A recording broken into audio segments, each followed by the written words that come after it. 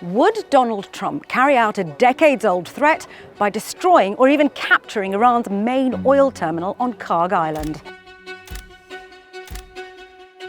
I'm convinced that in the next couple of weeks we will see him seize Kharg Island one way or another. There's a very easier way of trying to reopen the Strait of Hormuz, which is to end the war. The president has already attacked military installations on Kharg, but has so far avoided the terminal's export infrastructure. Millions of barrels of oil are loaded onto ships there each day. If that's interrupted, global oil prices could soar even further, damaging economies around the world. Donald Trump first boasted about capturing Kharg Island almost 40 years ago, but it's something every previous US president has avoided. However, as the US-Israel-led war drags on, fighting escalates across the Middle East and thousands of ordinary people are killed or displaced, what's the risk the US president carries out his threat? I'm Sangeetha Maiska. This is The Long Story Short.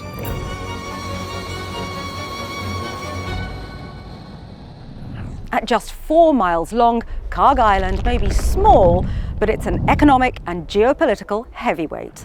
So for Iran, it's the crown jewels, if you like, or looking at it in another term, it's its Achilles heel. Sitting about 25 miles off the coast of Iran, Kharg handles 90% of the country's crude oil exports.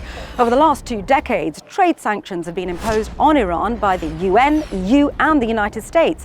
Despite that, the Islamic Republic's nationalized oil industry has continued to supply oil, primarily to China, which chooses how to pay it. Not all of these receipts are returned to Iran. Most of them are frozen in Chinese bank accounts. And there are some arrangements between Iran and China for barter trade, for Iran buying Chinese goods in return for selling oil to China, in an arrangement that the Iranians really dislike, and some even call oil for junk, because China understands that they don't have a lot of alternative or better options. Meanwhile, the Iranian Revolutionary Guard Corps has reportedly taken control of half of the country's oil exports, rapidly increasing its hold over the last 3 years. Up to 1.6 million barrels of oil pass through Kharg on a daily basis.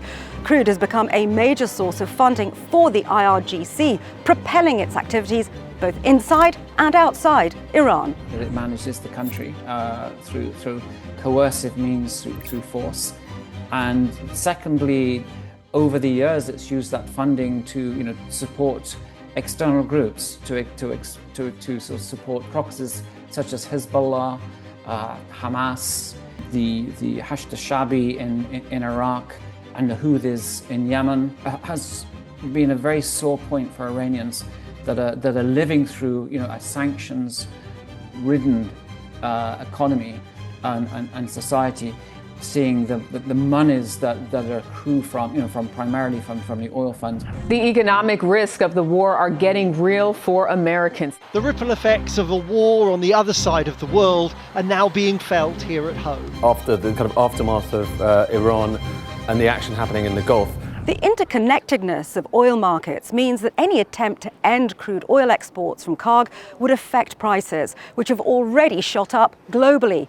That means it isn't just vital to the Iranian economy and the Revolutionary Guard, but to economies across the world. If that oil weren't available for China, then what's going to happen, because China's going to have to then take that crude from elsewhere, the oil price is going to go up, so that's going to feed through China and manufacturing, but that's going to feed through the whole oil industry. Nevertheless, 2 weeks into the US-Israel-led war, Donald Trump bombed military installations on Kharg. He then warned of more attacks, this time on its oil terminal infrastructure, unless the Islamic Republic reopened the Strait of Hormuz, a strategic waterway through which 20% of the world's oil passes. During the war, Iran has attacked ships it views as linked to hostile nations as they pass through this vital choke point. Look, undoubtedly, the weapon of oil and control over the Strait of Hormuz have always been Iran's ace card. This applies to the Shah's regime, who constantly talked about it and at times wielded that tool. And it has also been, under the Islamic Republic, a lever that the regime has at times threatened and at times actually used. The reality is that this is a power that geography has granted Iran. It was back in 1988 when Donald Trump, the businessman, first mooted not just attacking, but actually capturing Kharg Island. In trademark bombastic style, he said he'd, quote, be harsh on the Republic if it attacked a single US soldier. He said, quote, I'd do a number on Kharg Island. I'd go in and take it. Now, historically, in previous conflicts, US presidents have always swerved Kharg. But regional experts say a Trump presidency, with all of its vicissitudes, means nothing can be ruled out. And we were all wondering, is it going to happen? Is it not going to happen? I think he does do these things. So I'm convinced that in the next couple of weeks, we will see him seize Kharg Island one way or another. The impact of that will be profound because it's going to take that oil off the market. I am very doubtful that that would be a wise policy because there's a very easier way of trying to reopen the Strait of Hormuz, which is to end the war.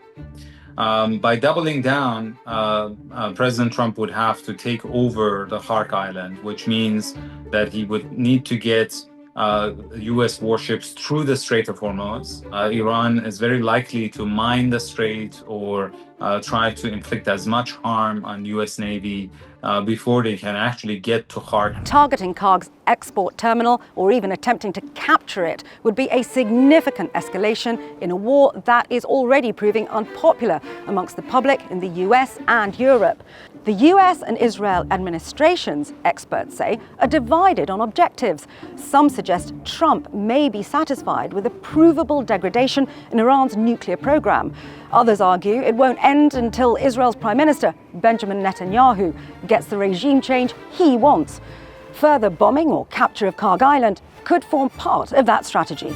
All of that could theoretically be possible. All of that could come at very high risks and costs. And all of that seemed to be detached from a long-term strategy on how to engineer some sort of a soft landing. Because the US and Israel can win every single battle given the superior military power that they have. But winning the war, winning the long-term strategic stability that they're looking for is the real question. And I don't think they have an answer to it.